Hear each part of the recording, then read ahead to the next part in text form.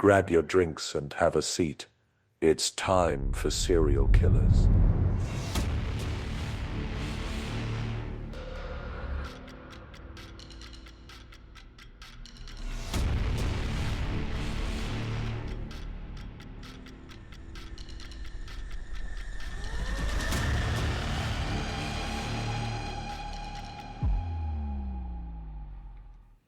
We are here.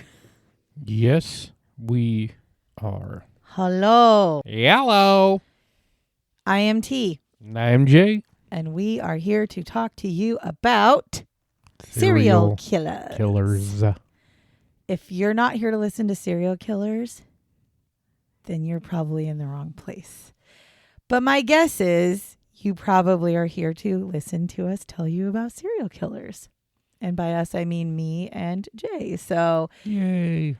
I'm not going to take a long time to do anything in this. We're not going to do a lot of shit in the beginning because this episode is 8 pages of research, which is quite a lot. So Yes, I think we're just going to get into what we normally get into. it'll seem quick. We'll still hit the things we hit. So, let's talk about what we're drinking. Yeah, of course. I got my tea because it's cold in the Pacific Northwest. So I got a hot tea with some sugar, and that's how I roll. Yeah, I got water. Yay. I got water because I already drank my coffee. And I'll tell you what I had for my coffee is I just had like a plain cup of coffee with my Nespresso pod with one stevia and coconut creamer. But I already drank that because, fun fact, this episode took me 2 days to research. And to be honest with you, there was a whole lot more I could add to it, but I just didn't want to. Yeah, so we just want to jump right into it this time. Yeah, that's why I don't want to take too much time of talking about anything other than what we are actually going to talk about, because I really want to make it not a crazy long episode. But we do have to throw one thing out here in the beginning before we start this episode. This episode that we are getting ready to talk about and deservedly so, has a big fat trigger warning. So this episode deals with sexual abuse of minors, incest, and horrific abuse all around. This was a very tough story to research, and I almost chose not to do it. The only reason I'm sharing the story with you is because I have to record today or we won't have a podcast. If I would have finished this research earlier, I probably would have put it on the back burner and maybe never actually let it see the day of light. I do leave out specific details of things that are happening in this story because I just felt that it was too terrible to talk about. It was very terrible to research. It was mentally exhausting and draining. And so I have no problem if you feel that you want to skip this episode. It would not hurt my feelings at all because, to be honest with you, I would skip the episode if I could. So I'm giving you a very big trigger warning. If you have been with us for a while and you have listened to Albert Fish, it's kind of like Albert Fish. It's pretty awful. If you've listened to us long enough to know that I refuse to do the Toy Box Killer, this is not as bad as the Toy Box Killer, but it's really fucking close to it. So there we are. So with that being said, let's jump right into it. All right. So this week we are talking about Fred and Rosemary West. Now, I do want to start out by saying I knew who Fred and Rosemary West was before I started researching them.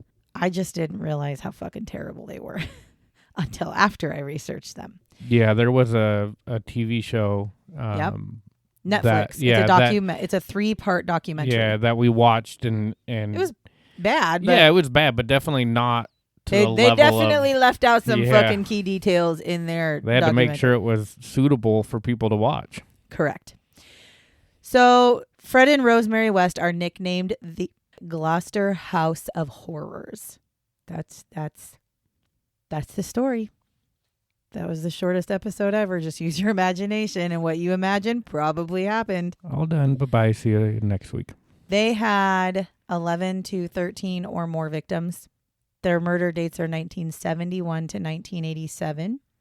The location of these murders were Gloucestershire, England. So these are England. Their method of murder was asphyxiation and strangling, and characteristics of their murders were incest, torture, rape, dismemberment, and mutilation. So we're going to talk about it. We're going to start with Fred. So Fred West was born September 29th, 1941, and he was born into a very poor family. I'm going to stop here really quick and say, normally, I give you the background of the serial killers, and I say things like, oh, it's no excuse for their bad behavior. However, you can understand where they come from. Fred is not that person. And I told Jay before we did this episode that I have always, when I do these, a lot of the times I'm like, man, I wish I could talk to those people. Fred is not one that I'd ever give a shit to talk to. He's just a very terrible, evil, horrible person. So I will make zero excuses for Fred. I will make zero things other than to tell you factually what happened in his life, and you be your own judgment, but I still think he was born a shitty fucking person. And the thing is you have those two people, right? Either you're born a bad person, we've talked about it, or nature versus nurture. Nature versus nurture, right? But when it's nature and nurture, I think that's even worse. Yeah, I think for him, he was born shitty and was raised shitty, and it created a demon, and that's what he is, period. So he was born to Walter and Daisy, and they were both farm workers. Now, there were 6 children in his family, and there were claims later on that Walter had molested his daughters. They also was claims that not only was molestation going on in the family, but it was apparently an accepted molestation in the family because the children were raised as this. And so in their brain, this was just what every family member did. There were also claims that Fred's father is the one who introduced Fred to bestiality at a younger age. Fred also had claimed that he was sexually abused by his mother from the age of 12. However, all of his claims of abuse were dismissed by his brother, who claimed that Fred was living in a fantasy world. So take that information with what you will. I have my own thoughts. Of course, I'll tell you later about them. His brother claimed none of these things happened. And what his brother's claim is that the family was in fact poor. And they were in fact farmers, and the kids did in fact have a very strict upbringing. He said that the family members were extremely close though, and they were protected by their father and mother. The children would have to do seasonal work to help out with family life. And other than that, there was no claims of abuse at all from his brother. I do want to note though, some of the claims that his brother had versus Fred, in my opinion, when I read them, it's fucking weird. So it makes me think there probably was incestual behavior, because when you are in a family, as his brother described it, they were very close-knit. They weren't allowed to have outsiders in their family. Their father protected them, wouldn't let them go out. These are all things that would be signs of incest, right? Because you don't want the secrets going out into the world. Now, Fred was also not good at school. Specifically academically, he was terrible. He couldn't get the whole academic thing. However, he excelled in art and woodworking. And in December of 1956, he actually drops out of school at the age of 15, and he never returns, and he doesn't want to. And it was said that he didn't have a reading level past the 6th grade or something like that. So he most definitely struggled. Now, in 1958, Fred is involved in a motorcycle accident. Now, this results in fractures to his skull, his arm, and his leg, and he is in a coma for about a week during this time.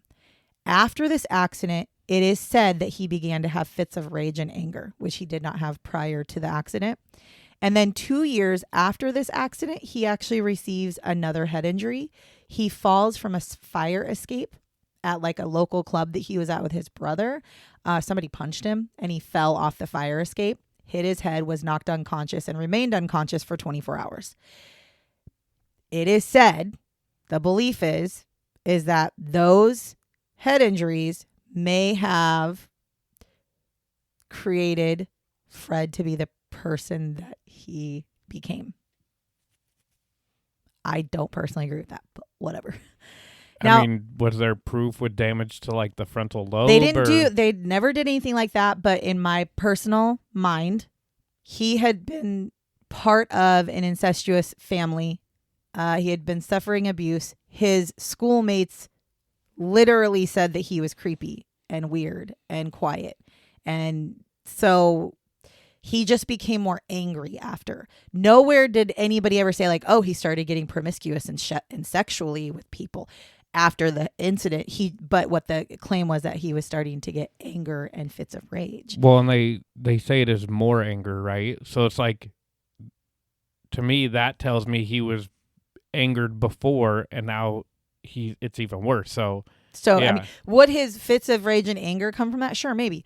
I do not think that his head injury caused him to become I guess we'll just call him a pedophile, because I don't know what else to really call him other than terrible. But I don't think I don't think him hitting his head and having these brain injuries would cause him to do that. I'm not saying that doesn't exist. I do know that can happen. I do know people have tumors in their brain or brain injuries that do trigger some things like that. I just don't think that's the case for him. That's all I'm saying. So at the age of 20, Fred is arrested and charged with molestation of his 13-year-old sister. And he is set to go to trial. His mother actually was going to testify in his defense to be like, well, he's kind of made a mistake. He's a good guy. But in the end, she ends up changing her mind and doesn't want to testify. And because of the lack of testifying from anybody, the case falls apart and he's never convicted. Now, after this incident, his family disowns him. And I know a lot of you are like, well, see, then there was not any incestual relationships going on, because you're not going to disown your child for literally molesting your 13-year-old sister if that's what you were raised to do. Fred's claim is the reason why his family disowned him was because his father had repeatedly told him not to get caught. That is his claim.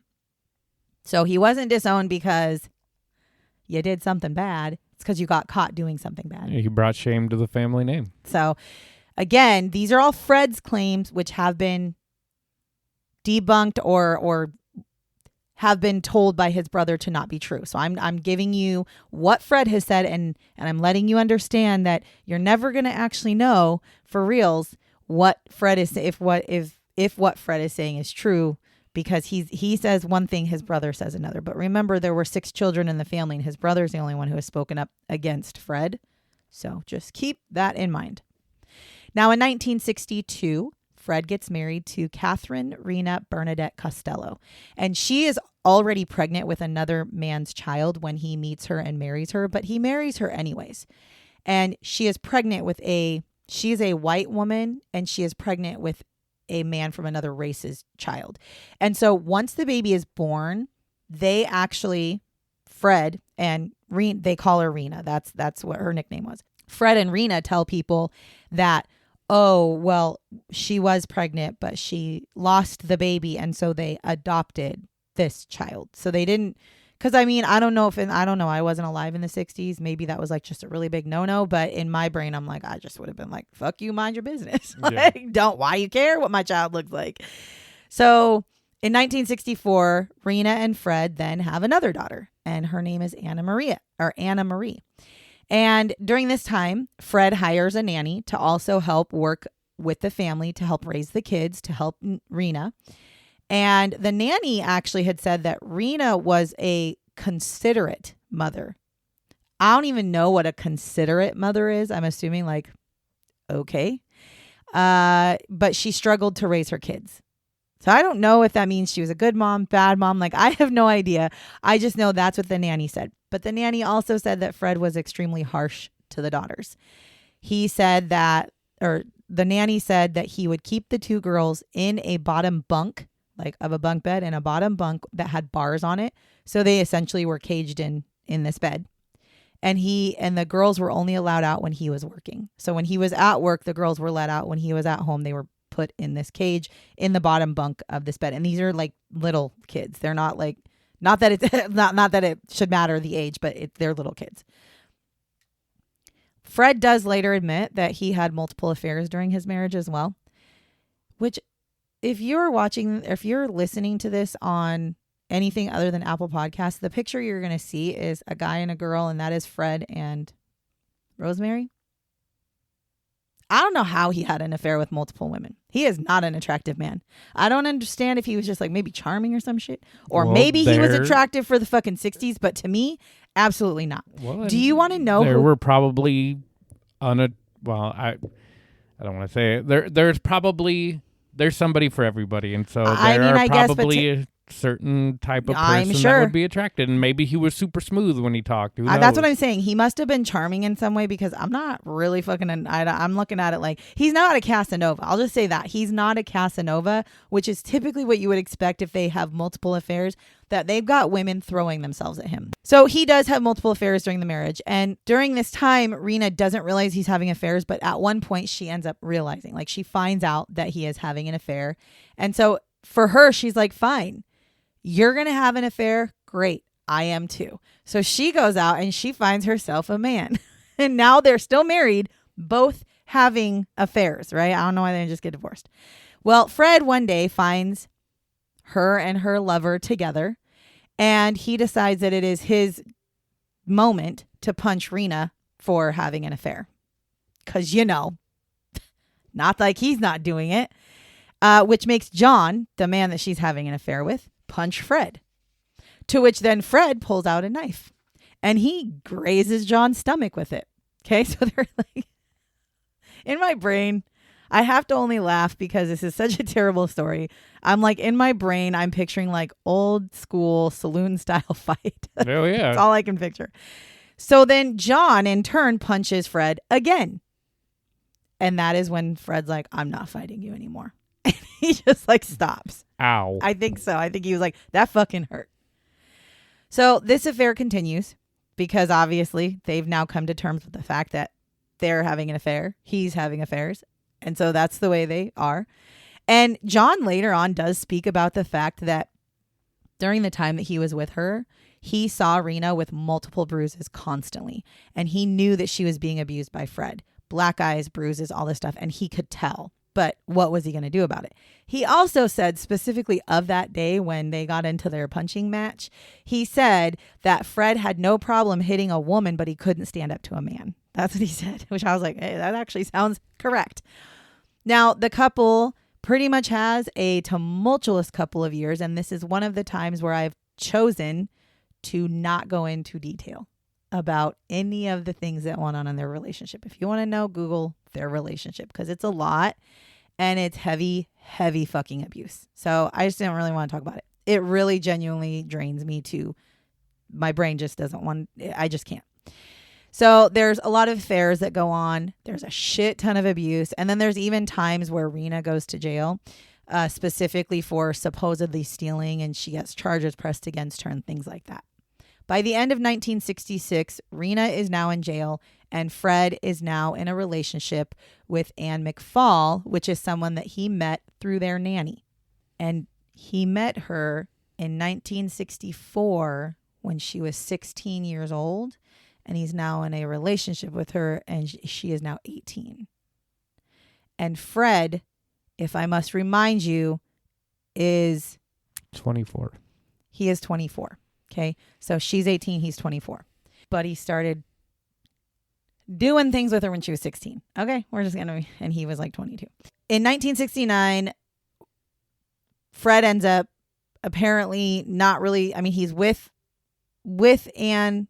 He's traveling with Anne and still the nanny. And even at some points, Rena is there with her love affair guy with their families, and they're living their life. Rena wants to get away. She wants everybody to get away. And so by 1969, Fred ends up meeting Rosemary. Now, Fred is 27 years old at this point, and Rosemary is 15. And he actually meets her by chance at a bus station. And at first, Rosemary's like, you're fucking gross, bro. Like, you're 27, I'm 16, like, ew. But I guess he was a charmer because he just doesn't stop, and he's very charming, and he's very giving, and he brings her flowers, and he starts to make her feel good about herself. So she ends up being like, okay, I guess you're fine. So now we're going to talk a little bit about Rosemary. So Rosemary was born Rosemary Letts on November 29th, 1953, and her parents were William and Daisy Letts. She was the fifth of 7 children.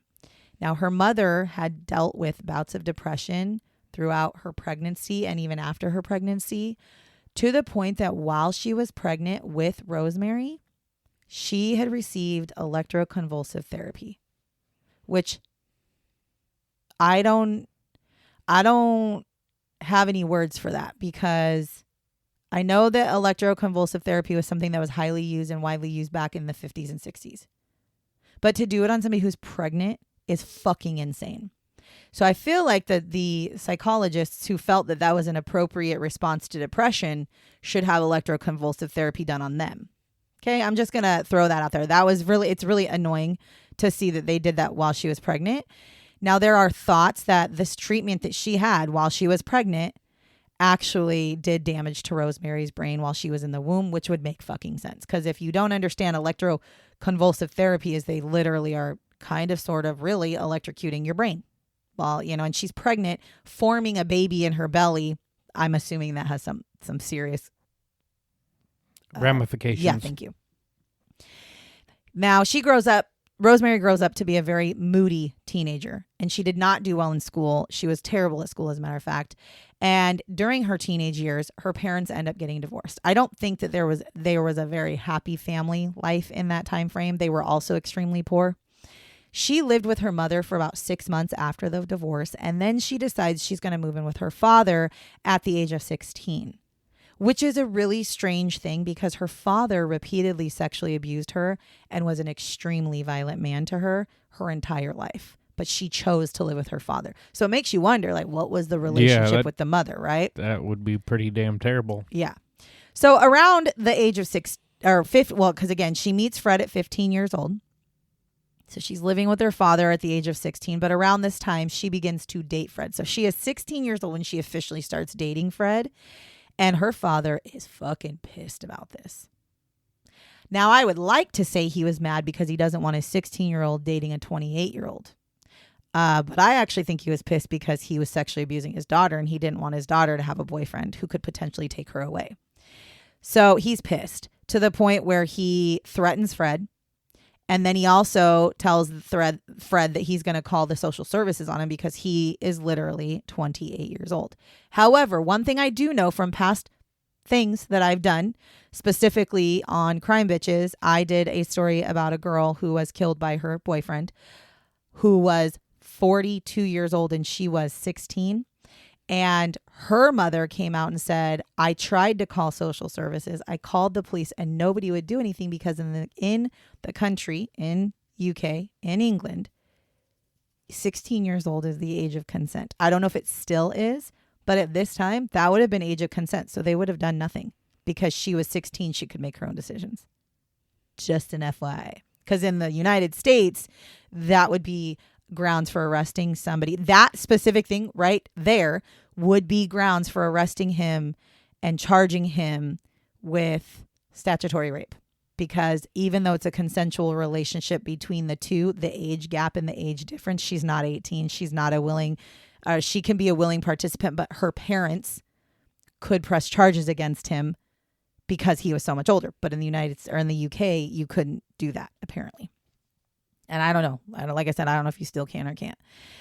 Now, Rosemary does eventually move in with Fred. Around the age of 17, she ends up leaving her dad and she goes and moves in with Fred. And they live at the Lake House Hotel Caravan Park where Fred had moved there a while ago. He had his children at that point. And by this time, Rena, his ex-wife, is now in jail.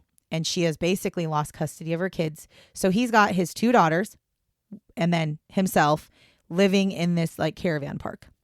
And so when she gets there to live there, she actually begins to take care of Fred's daughter, Anna Marie, which he had with Rena.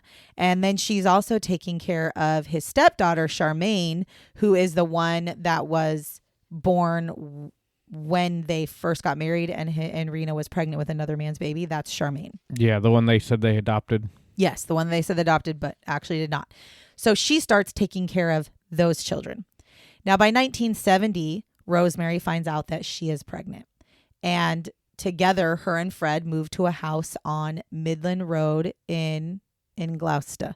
Now, here's the thing, folks. I'm going to tell you right now. I know I'm not saying this right. I already know. So I'm going to spell it for you. Gloucester. But I looked up the pronunciation, and the UK pronunciation is definitely not how I would say it because I'm American. So the American pronunciation is Gloucester, and that's how I'm going to say it because I don't know how else to say it because I don't want to sound like I'm trying to sound British when I'm not. But that's where they lived. Now, on January 29th, 1973, Fred and Rose get married. And within a few months, she is pregnant with their second child. Then by the end of January 1973, there's a young woman who is named Caroline Roberts. She shows up at the police station and she tells them, hey, I just escaped from Rosemary and Fred West's home. I have been sexually assaulted by the couple and held against my will. And Rosemary and Fred are then arrested for this. And they are charged with indecent assault. And lo and behold, witnesses back out and they just receive a fine and go on their merry way. Even though this girl was held captive for quite some time, she was sexually assaulted repeatedly by both of them, by the way. It's not she verified that she was sexually assaulted by both. And she came out later and said, I really thought Fred was going to kill me. Okay, so she tells her mother this. Her mother calls the police. But then after this happens, after they report it, they decide they don't want to go farther. Honestly, probably because it was too traumatic for her. Now, in their relationship and in their marriage and in their life, Rosemary works as a prostitute. And what they did was this home that they moved into that Fred had bought was actually kind of a large home, to be honest. So they took some of the rooms that were upstairs in this house and he turned them into almost like boarding, like before their time Airbnb rooms that you could rent out. But they took one of those rooms and turned it in to a room specifically for Rosemary to bring her clients for prostitution. So like a brothel-ish. It's like a brothel, but there was just one room for her. The rest of the rooms were actually rented by people, like the people that live in this home. And the children who lived in the house had no access to those rooms upstairs. Only Fred and Rosemary could go upstairs into those rooms.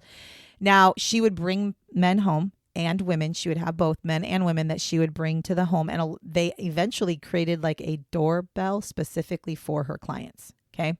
And Fred would watch the relations that went on between Rosemary and the men or Rosemary and the women.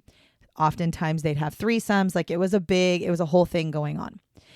They had in the room that was for her clients, this room was equipped with like a bar and it was like it was like a, I don't know what, like its own little studio, basically. Yeah, but again, I can't help but think of like old westerns when they'd bring you upstairs in a bar. I don't know why. The piano's playing. I don't know. Yeah, I don't know why. That's all I can think of, but I know that's not what it was. Now, in this room, there were holes in the walls throughout the room so that Fred could watch through the holes. There was also a baby monitor in the room so that he could watch from other areas in the home. And I'm sure the Johns and Janes had no idea. Unless he was part of it, but for the most part, no. Yeah. And again, side note, this is another time where I choose to leave the fucking details out. You want to know the details? Go look it up yourself. They're fucking atrocious. They're fucking atrocious because a lot of these people that were her clients were forced to do things against their will. And I'm not going to go into detail because it just is not. I just don't feel like this is where I need to be. Now, one of their most frequent visitors reportedly, now I'm saying reportedly because I'm not saying I don't believe it, but this shit is fucking insane if it's true. One of their most frequent visitors was Rosemary's father. I cannot verify that it's true, but it was reported in multiple of my sources that her father was one of her most frequent clients. So take that for what you will. Now, Rosemary does eventually go on to have 8 children. 5 of those children were Fred's. So 3 of the children were not Fred's. And they knew that because 3 of the children had darker skin than the other 5. And Fred would tell those children, because they would ask, how come they're so much darker than us? And he'd always tell them that they're darker because my grandmother was black. Fred is white. His whole goddamn family is white. But he wanted, again, to just he took the kids and, most people are like, what a nice guy. He's taking care of kids that aren't his. No, he's taking care of these kids because he wants to molest them and rape them and abuse them. So no, he's not doing it because he's a nice guy. Now, there were tons of abuse, tons of reports of abuse that came out of the West household. Again, I'm not going into detail. The sexual abuse, physical abuse, mental abuse, all of it. And it's fucking horrific to read. It was horrific to digest. I am not going to put you through that, but just know it's really, honestly, one of the most horrific cases I have read of child abuse to 8 children. Because remember, it's not one, it's 8 children. And the female children in his household, once they reached a certain age, and that age would be 8, were all sexually abused. Now, again, there are details that I can't even say them because it makes my heart hurt, my stomach hurt, and my brain hurt. So just know that's how bad it is. And I normally don't shy away from it, but I can't. Now, Heather is one of their daughters, and they also, another one of their children is Stephen. They both had actually run away from home at different times because of the abuse that was going on in their families. They went and stayed at people's homes. They lived on the streets, but inevitably they were both at different times returned back to the home with their parents, and they were beaten profusely for running away. Between 1972 and 1992, so in a span of 20 years, the children of the West family were admitted to the hospital 31 times. Not that I was accident prone. With all of the times and injuries that they were brought in were explained as just being an accident. It was just an accident every time. Now, I don't know how the reporting went back in the day, but I think by like the 10th time, you'd be sending child services to check on this fucking family. Yeah, like how many times can you fall down the 31 times. And these were not, by the way, these are not like, oh, they have a black eye.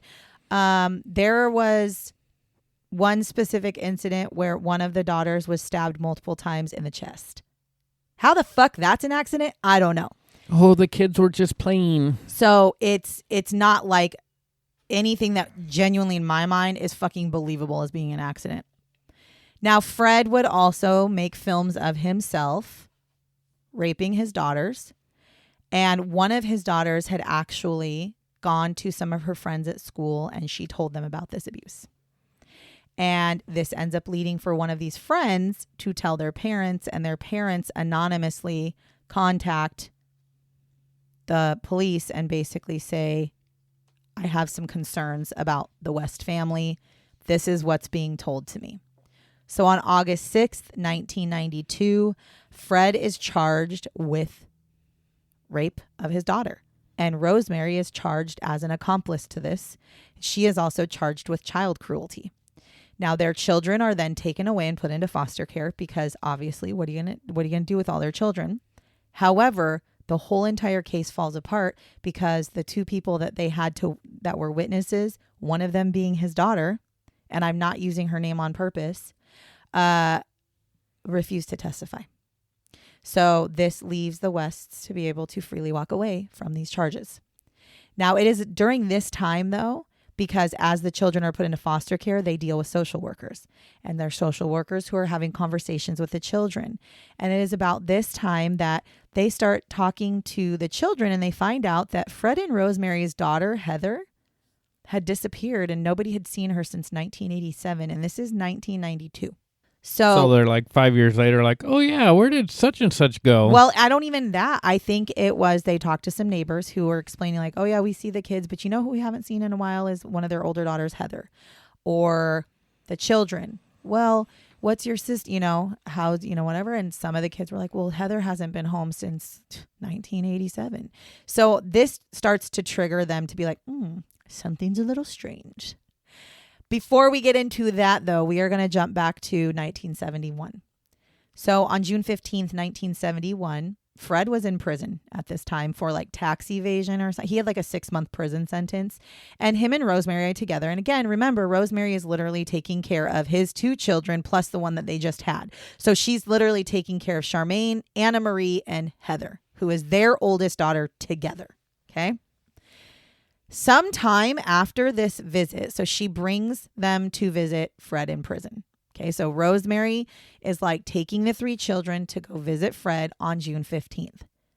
It is documented that she shows up at the prison with Charmaine, Anna Marie, and Heather. Sometime after this visit, Charmaine disappears, drops off the face of the earth. It is believed at the time, nobody knew what happened, but she murdered her. Rosemary murdered Charmaine. Now, it is also believed and has been confirmed that Charmaine was killed before Fred was let out of jail, so he could not have killed her.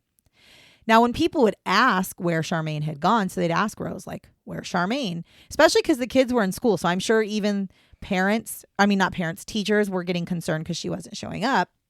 And so they would ask Rose, like, where did Charmaine go? And she would tell people, oh, she's gone back to live with her mother. Okay, so because again, you got to remember Charmaine is not her child. Now, after Fred is released from prison in the end of June. Anna Marie tells her father, I'm a little concerned because I don't know where Charmaine went. And I'm kind of afraid because it was like she was here one day and then all of a sudden she's no longer here.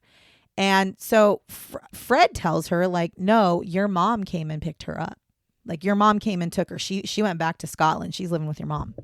To which she then asks, well, wait a minute. Why would mom come and pick up Charmaine but not take me? Because remember, Anna Marie is Rena's child as well. So Rena is the mother of Charmaine and Anna Marie. And so she's like, well, why wouldn't mom come and pick me up? And Fred replies to her, and I quote, she wouldn't want you, love. You're the wrong color, because Charmaine was of mixed race while Anna Marie was white. And so he was basically telling her, like, she didn't love you enough because you're just a white kid, which is so not fucking true, by the way. Charmaine's remains are not discovered until 1994, but they are discovered. So she was murdered. Then in August of 1971, Rena decides she's going to go to Fred's home because she wants to discuss their children because she is afraid for her children. She wants her children back. She doesn't trust what's going on in that home and she's worried about them. So her sister-in-law actually said, like, she literally was most likely going there to demand custody of the two girls. She most likely was going there to say, I want custody. I want both my girls. I want to take them back with me. I don't think they're safe in your hands. Well, the day that she left to go see Fred was the last time Rena was seen alive. It is believed that she was murdered by strangulation, potentially in the back of Fred's vehicle, and her body is eventually found dismembered in plastic bags buried near a cluster of trees at Letterbox Field. Now, after Fred and Rosemary, so those are the two main murders that I have a lot of information on. So I wanted to give you a little bit of that. So again, we're going to jump back now to 1992 after they're arrested, right? And then because they won't have testifying things, they're let go, right? So they've now walked free from the charges of raping their daughter, which, by the way, by their daughter, I mean like their daughter. This isn't Anna Marie. This is one of their daughters. And I guess I'll just say it now. The reason I'm not using her name, I can tell you her name, but the children, after everything had happened with their parents and they went to foster care and all this stuff, they were all given new identities so that they could live their life privately if they chose to. If they chose new identities, I guess I should say. Because Anna Marie actually wrote the book. So she wrote the book. Her name is Anna Marie. It's been Anna Marie the whole time. But her brothers and sisters, a lot of them changed their names and probably don't ever want to be found. So I'm not going to sit there and put on blast the people because I don't want anybody to take her name as a child and try to dig into what she could have potentially been. Like, I'm not even going to do that. But it's one of his daughters. That is his and Rosemary's daughter. And they both of them were heavily involved in raping her. Now, after all of this, and they are let go, police decide we need to start to investigate because as we were talking to the children, we were told some things that were kind of disturbing.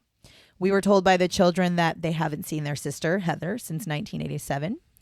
We also found out from social workers who had multiple conversations with the children that there was a running joke in their household that their father, Fred, would tell the kids, if you don't behave, you're going to end up under the patio like Heather.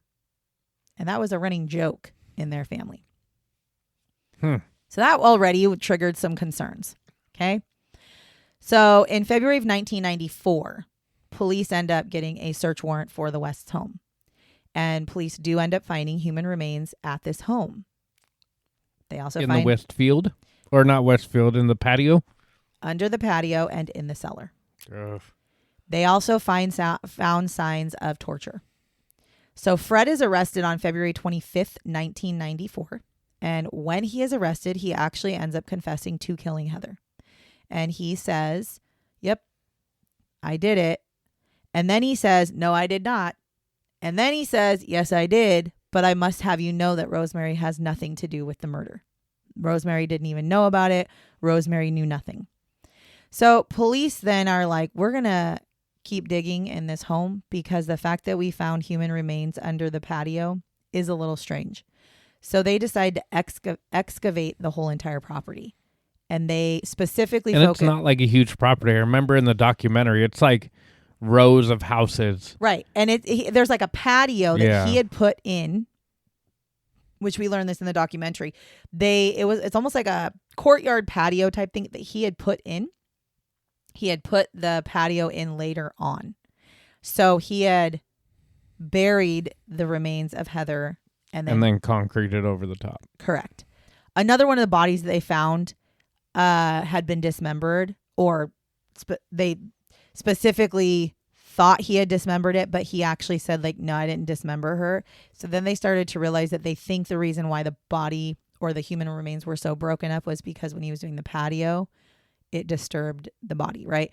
So he had clearly done the patio to cover up the human remains that he had buried back there.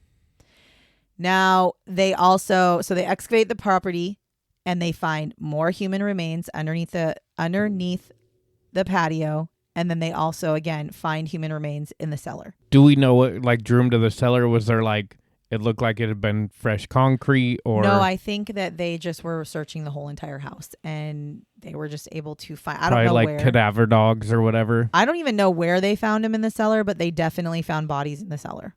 Fred ends up on March 4th, 1994. So this is 7 days after he's arrested.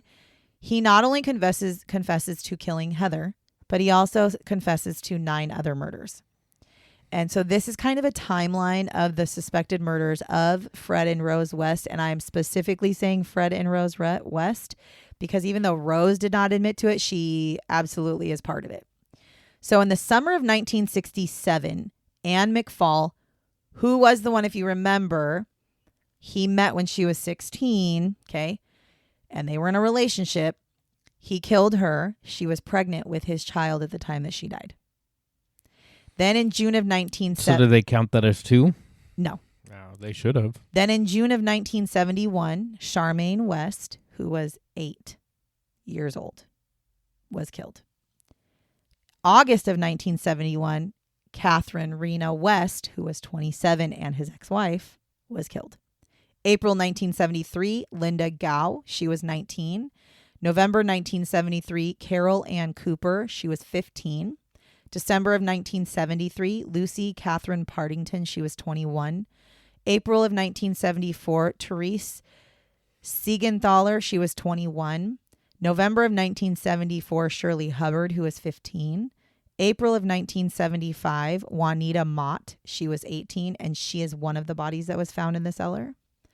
May of 1978, Shirley Ann Robinson was 18. August of 1979, Allison Jane Chambers was 16. And June of 1987, Heather Ann West, who was 16. So if you're doing the math and you're listening, Rosemary and Fred West killed 2 of their own children. Just 2 of their own children. By the way, after brutally fucking abusing these kids. Now, June 30th of 1994, Fred and Rosemary were brought to court on these charges. Fred was charged with committing 11 murders and Rosemary was charged with 10. I believe the reason they charged him with 11 murders was because the murder of Rena, they believe he did on his own. And then he was charged again July 3rd for the murder of Anne McFall, which most definitely he did because he didn't know Rosemary yet. Now, Rosemary would never confess to any of these murders. She never would say that she had anything to do with them, and she never said that she did anything. She always said she was innocent. And honestly, the evidence that they had against her was very circumstantial. which for those of you that don't understand that, it means they had no solid evidence that put her at the scene of a crime. They had no evidence that put her in the crime. They had nothing that would actually make it be like, oh, yep, she did it. The only thing they had would be that these children, women and children, were buried at her home. But there was nothing else. A lot of the claims that people had and a lot of the things that the children had said and things like that, a lot of it pointed fingers at Fred.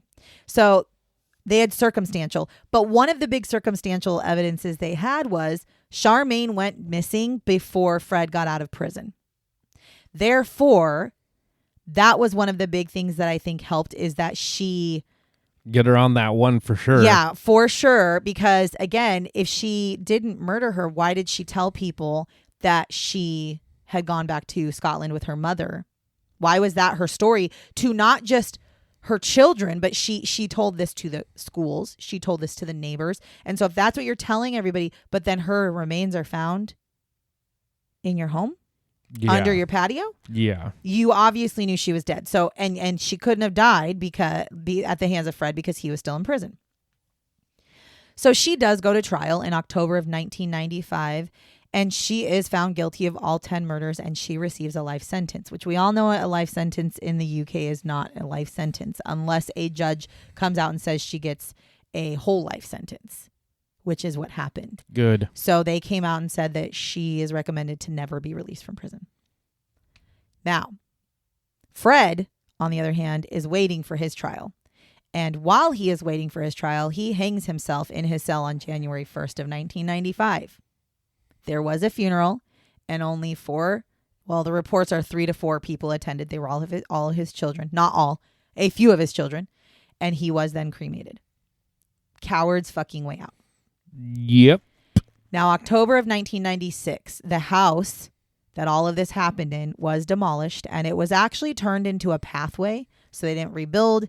They just leveled it and turned it into a pathway for people to be able to walk through. Cleared out all the bad juju. They also completely destroyed any rubble remaining from the home because they wanted to ensure that nobody could ever go there to take souvenirs, because my fucking God, people do that. Yeah, that fucking break in to be like, oh, I got a piece of the blah, blah, blah house. Yeah, they wanted to make sure that none of the rubble was available. So they literally did a pathway, destroyed everything to where if you were to go, first of all, unless you live there, you have no idea that house ever existed there, right?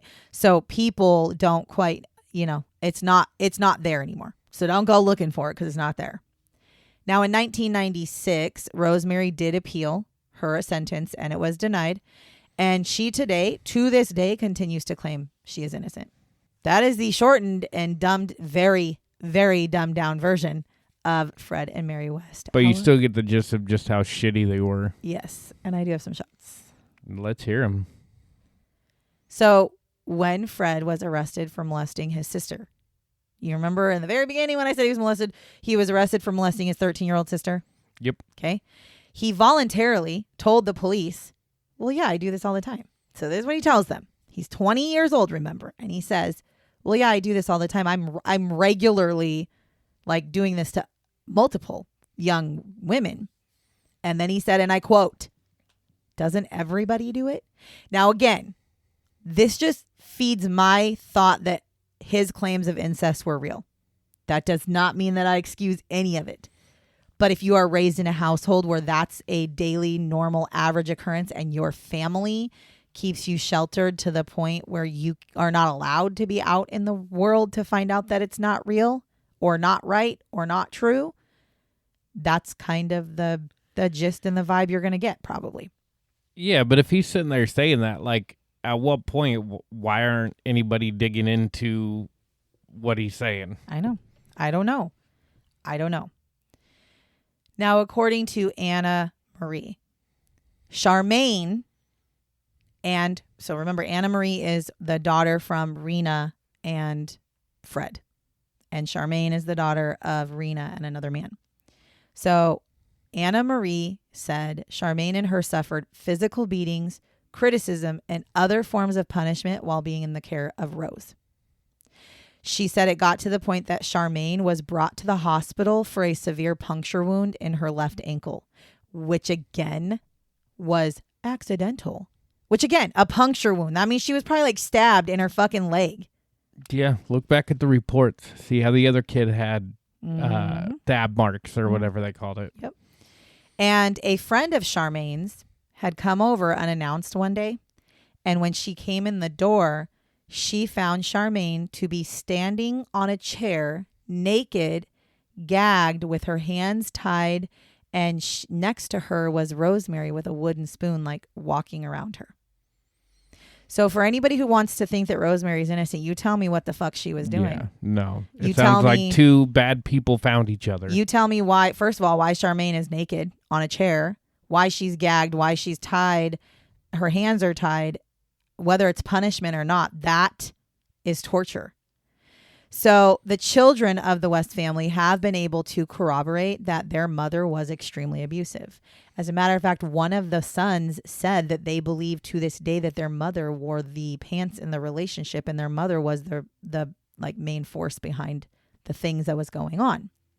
Barry, which is one of the boys, had actually stated that he watched his mother when he was 7 years old kick his sister Heather repeatedly in the head until she was no longer moving. And remember, Heather is the one that died. Yeah. Now, I don't know if that is the day that Heather died, because Heather was 16 years old, and I don't know how old I don't know the age difference between Barry and Heather, but my guess is there's a chance that he watched that might be the day that she died. Now, during Rose's trial, there was a witness that testified, and her name was Janet Leach. Now, Janet was Fred's appointed, what they call in the UK, court-appointed appropriate adult is what they call it, which is basically like a social worker who would sit and talk with Fred while he was waiting for his trial. She would sit and talk with Fred, and I think her whole point was to try to gain his trust and find out about his life and find out the things that he wanted to say. So she testifies in the trial, and she basically says, through the time that I was sitting with Fred, we became friendly, and he got to a point where he felt like he could trust me, and I was a confidant to him, and he told me some things, and I'm here to testify because of it.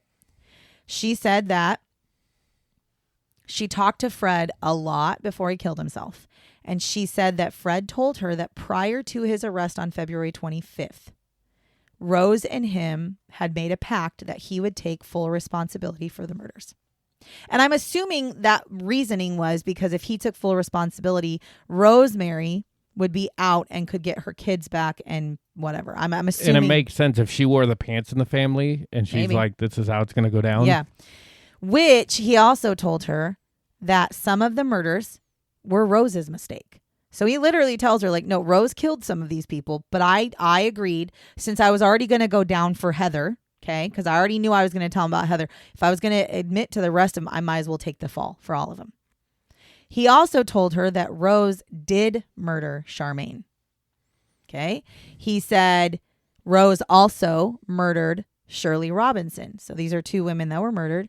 And Shirley Robinson was actually a tenant that was in their home that lived in one of the rooms. And Shirley Robinson was pregnant with Fred's baby when she was killed. Now, one of the things about Charmaine is after she was murdered, Rosemary put her in the cellar. And then Fred got home from prison, and Fred took her body and buried her in the backyard. This was before the patio was poured. And Charmaine is the one that he says he did not dismember her. However, they believe that the patio may have, busted up her remains. He did also say that not only did Rosemary kill Shirley, but she also assisted him in dismembering her body, because he dismembered a lot of the bodies to bury them. And he said she specifically removed the baby from her womb after she had died. That was one of the things that Rosemary specifically did. Now, as for the rest of the murders, he had told Janet that yes, Rosemary played a major part in all of them. She did not kill all of them. She did have some that she killed. The rest that she did not kill, she played a major part in them. And the final shot is during our recorded police interview with Fred. Fred actually told the police, and I quote, "I trained Rose to what I wanted. That is why our marriage worked out so well. She just blended into my way of living. Almost sounds like the other way around, though. I don't know because, like I said, I don't give a fuck. I don't give a fuck about Fred's upbringing. I don't give a shit about Fred's life. If Fred were alive today, I would have zero desire to go talk to him. Zero. Yeah. I have zero desire to go talk to him. But Rosemary's one that I would be interested in talking to because prior to meeting Fred, she did, even though she was a gloomy ass teenager, she didn't have anything in her past that would have painted her as a serial killer, somebody interested in murder, nothing like that. And so she's the one that I'm like, and she did claim at one point that she felt she was brainwashed. That is something. And there is a very, very high possibility that that was the case. However, I read another report where it said that, again, went into detail of abuse that Rosemary did to the children, which I'm not going to get into at all, not even close. But what she did do is she took a knife and threatened Fred with it. And Fred got away from her and slammed the bedroom door in her face. And she basically took the knife and almost cut her fucking fingers off and said, well, look what you did now. Now you have to take me to the hospital. So I'm just saying. So a lot of mental problems in that house. There's a lot of problems. A lot. And again, I have zero excuses for these people. I don't care what their life was like. I mean, I care because it explains a lot, right? They both suffered horrific abuse as children, but I can't even look at this as a way of like, oh man, yeah, like if they would have had a different upbringing. No, like my brain can't wrap around, first of all, killing your own children, but more importantly, the abuse. And again, I say that because I read the abuse. If I told y'all the abuse, you guys would be fucking, well, first of all, you'd probably hate me and never want to listen again because it's not anything that anybody needs to hear. No, if you want to hear it, you can look it up yourself. Yeah, just look it up yourself. It's very, I mean, Ranks there's up a lot there of, with the toy box killer. There's a lot of documented things about it. And there is a book, like I said, Anna Marie wrote a book. She wrote a memoir. And if you really want to know, go look up her book. Go buy her book and read it. I wanted to. And then after I got done researching, I was like, you know what? I don't think I want to. I don't think I want to because she is going to have a lot of insight and terrible fucking things. And while she lived it and my heart hurts so badly for her, I don't think I want to live it. No, and she's gonna give information that will solidify some of the things you read as actually happening. Yeah, and I just, it's just not. While I love to research true crime, these are the true crimes I don't like to read. I don't like true crime that have to do with children. I don't like true crime that has to deal with severe abuse, specifically sexual abuse of minors. And I don't really think I like any of what I read. Which means you're human. I genuinely do not like anything about Fred and Rosemary West. Like I like I said, I really heavily debated about even doing this. And then I was like, well, no, because I've researched it, but I had to dumb down everything because Albert Fish did me in. After Albert Fish, I was like, yeah, I can never go into detail about child abuse that ends in murder or molestation. I can't do it. Because all it means is after you edit this, you're going to have to take a little break. It does. That's what it means is I need to go on vacation or something and get out of my brain because it bothers me that much. It makes my heart hurt. And I know all of you probably don't even realize that that's what it does, which I always feel like is good. I'm not going to lie.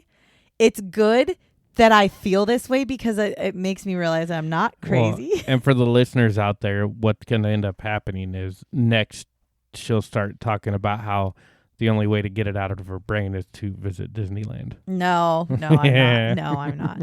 No, but it is definitely it's a lot. And it's, I want people to understand that I purposely didn't share with you the things that really bothered me. Because I just don't think most people probably can't handle it. I feel like I can handle a lot of gruesome shit. And I feel like I can handle a lot of abusive shit that I read about. But this one took a whole other turn. And when I was in the middle of it, I just kept thinking okay, do I just switch it up and go to somebody else? And then I'm like, I don't have time. And I could postpone and I could do a podcast a day later, but I didn't want to do that. And So I made an executive decision that I was going to tell the story of Fred and Rosemary West, but tell it from a very dumbed down version without a lot of detail, because that's the only way I could get around. I don't think I could even physically tell you what kind of abuse these children suffered. Physical abuse, I could tell you all day long. That part, I'm like, that part doesn't bother me. It is literally the sexual abuse. I can't go into it because I genuinely can't even form the words at all. Well, and it's coming from an adult for some of them. It's coming from a parent for other ones. Yeah. And so it's horrific. I have an issue with people who murder, clearly. I'm very intrigued by serial killers, but I have an issue with people who murder. But I think the people I hate the most, honestly, and I think this solidified it for me. I don't hate Fred West because he killed people. I hate Fred West because he sexually abused his children. Yep. I think I've come to the conclusion that I don't have any sympathy, and I will never have sympathy for people who are predators, child molesters, rapists. I won't, and I never will. And you'll never be able to sell me on anything else. I will never feel bad for them. I do not feel bad for Fred. If Fred would not have been a sexually abusive person, I might have a little bit of a soft spot like, oh, look at his life, what happened to him. I just can't. I just genuinely can't have a soft spot for somebody like that. I just can't. So with all that being said, I hope that you appreciated the story of Fred and Rosemary West. And I hope you appreciate the fact that it's a lot worse than I let on, but I just couldn't subject you guys to this because I can honestly tell you, if I was listening to a podcast and they subjected me to the things about Rosemary and Fred, I would probably not listen to them anymore. So that being said, you're welcome. If you are more interested, I have a bunch of I have a bunch of sources on the bottom of the show notes page. Go ahead and click on the links to any of those. You can find out all the information you need to on those, because that's where I got my information. And we said in the beginning, it doesn't have more detail, but there's definitely, if you can find it, the documentary on Netflix.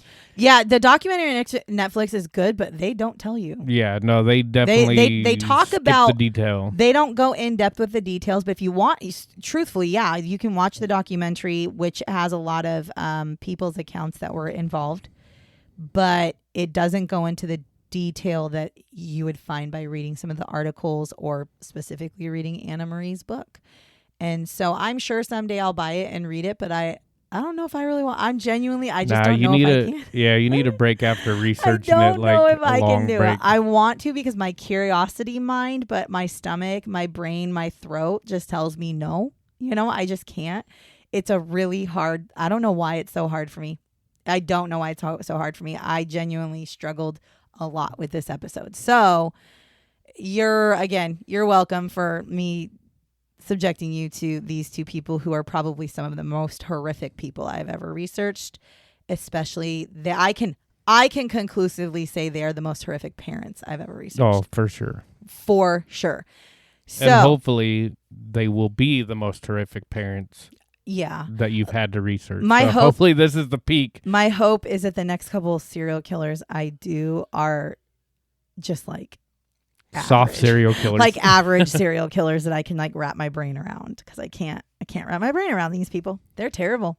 If you liked what you heard, if you appreciated what you heard, make sure you're following us. If you're not, make sure you click the follow button. If you like our stuff and you think other people might like it, share us. We appreciate when you do. We had on last Sunday, we had a massive spike in downloads, which I thought was really awesome. So hopefully some of you that are new downloaded listeners, hopefully you liked it. And if you made it all the way through the episode, thank you. I appreciate it, because this was a hard one, and it makes it, that hard work paid off, I guess, because you listened to the whole thing. So other than that, thank you again for listening to us tell you the story about Fred and Rosemary West, who lived and breathed the House of Horrors in the UK. Until next week, goodbye. Bye-bye. Remember to lock your doors and bar your windows. Until next time.